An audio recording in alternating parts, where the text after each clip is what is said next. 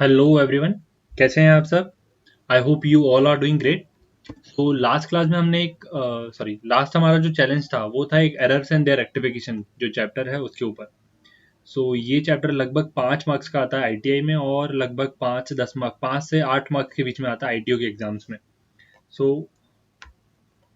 सो आइए डिस्कस करते हैं। मुझे काफ़ी सारे क्वेश्चंस आए, लेकिन काफ़ी सारे आंसर्स आए, लेकिन केवल 2 सही आए।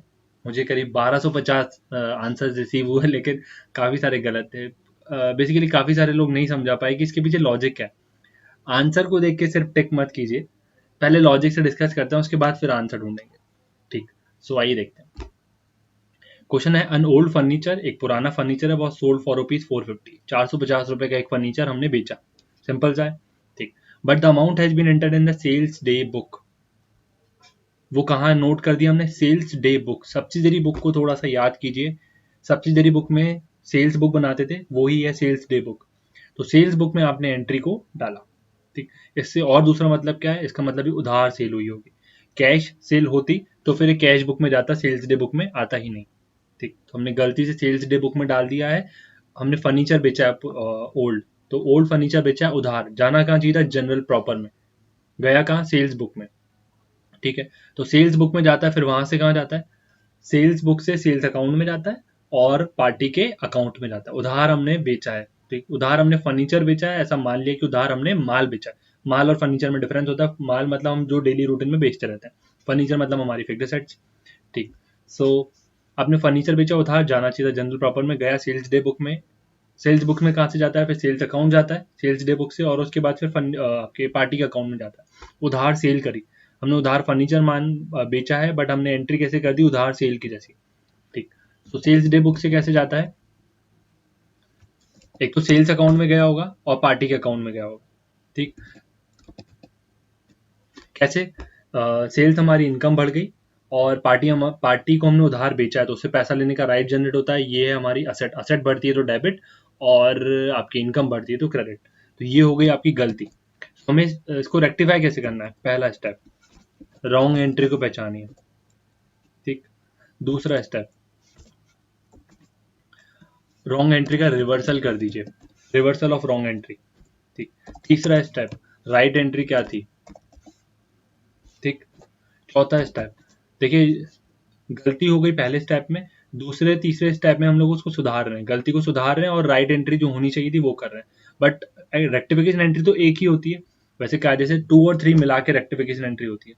ठीक। तो 2 एंट्री की जगह हम एक ही एंट्री पास करते हैं, तो हमें क्या करना है? सिर्फ 2+3 कर देना है।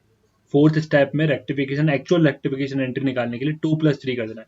इसे बोलते हैं कंपाउंड एंट्री। क्लियर? आइए देखते हैं। सबसे पहले रॉन्ग एंट्री क्या हुई? रॉन्ग एंट्री क्या हुई? हमने पार्टी को डेबिट कर दिया, सेल्स डे बुक में डाला, वहां से सेल्स अकाउंट में क्या होगा? पार्टी में। तो देखिए, सब्सिडी बुक ऑल्टरनेट होता है जनरल का। तो जैसे ट्रीटमेंट तो सेम होता है कि जनरल से भी सेल्स अकाउंट में जाएगा और पार्टी अकाउंट में जाएगा, सब्सिडी बुक से भी ऐसे ही जाएगा। बट थोड़ा सा फॉर्मेटिंग अंतर होता है। तो यहाँ से पार्टी के डेबिट में क्या होगा, और सेल्स के क्रेडिट में क्या होगा? To sales. कितना? 450। 450। क्लियर है? चलिए।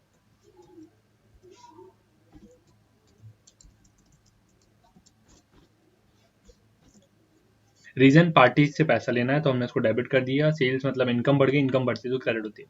रिवर्सल कैसे करें? रिवर्सल मतलब उल्टा। सपोज करते हैं आपने मुझे गलती से 200 रुपये दे दिए, सही कैसे करेंगे? आप मुझसे वापस ले लेंगे।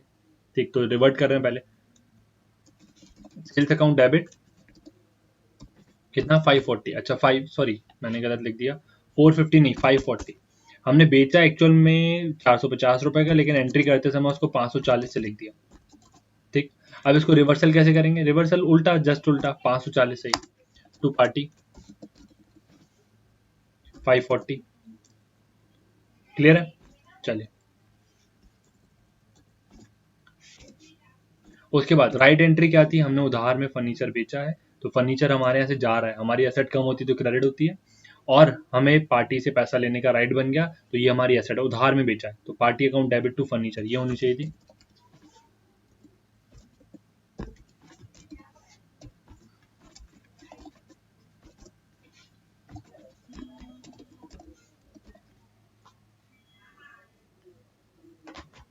Party account debit to furniture, ये कितने रुपए से?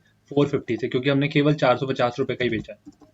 ठीक, तो सिंपल सा है, गलत एंट्री को देखिए, उसका रिवर्सल कर दीजिए और राइट एंट्री क्या होनी चाहिए थी। ठीक, तो सेकंड और थर्ड स्टेप्स में हम लोग सो करेक्ट कर रहे हैं।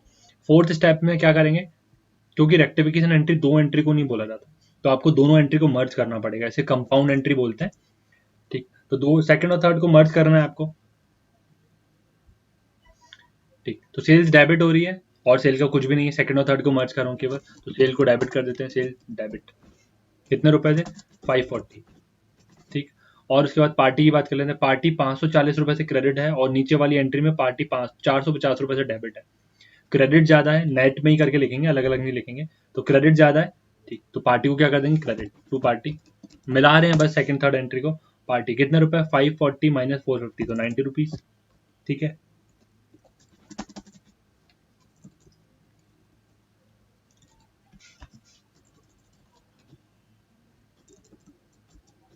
उसके बाद आप देखेंगे सेकंड थर्ड एंट्री में पार्टी हो गया, सेल्स हो गया, अब फर्नीचर बचा। फर्नीचर क्रेडिट होना चाहिए था, डेबिट में कुछ भी नहीं है, तो फर्नीचर डाल देते हैं। तो फर्नीचर, यदि एक अकाउंट दो, जब आप एंट्री को मर्ज करें और एक ही अकाउंट दो बार यूज हो रहा है तो उसको नेट ऑफ करके लिखते हैं, बाकी जैसे का जैसे लिखा है वैसे ही लिखना है। तो फर्नीचर में जाएगा 450 रुपये।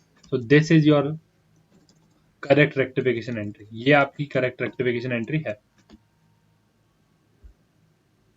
ठीक, sales account debit to party to furniture. अपना क्वेश्चन में क्या है, आंसर में मत जाइएगा। ठीक, सबसे पहले देखिए, मैंने क्वेश्चन पूछा है तो ऑब्वियसली कुछ ना कुछ अच्छा पॉइंट होगा इसके अंदर, तभी मैंने आपसे पूछा। तो आंसर को देख के सिर्फ सिंपल सी और डी मत लिख दीजिए, पूरा एक्सप्लेनेशन के साथ दीजिए। Sales account debit to party to furniture, ये एंट्री होनी चाहिए, इसमें सस्पेंस का नाम आएगा ही नहीं।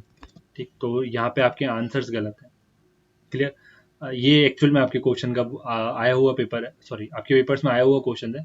ठीक, सो यहाँ पे लॉजिकली मैं एक्सपेक्ट कर रहा था कि आप लोग आंसर्स देंगे विथ लॉजिक्स। काफी लोगों ने दिए, आई गेस तीन तीन लोगों ने शायद दिए थे। ठीक, बट बाकी सारों ने नहीं दे पाए।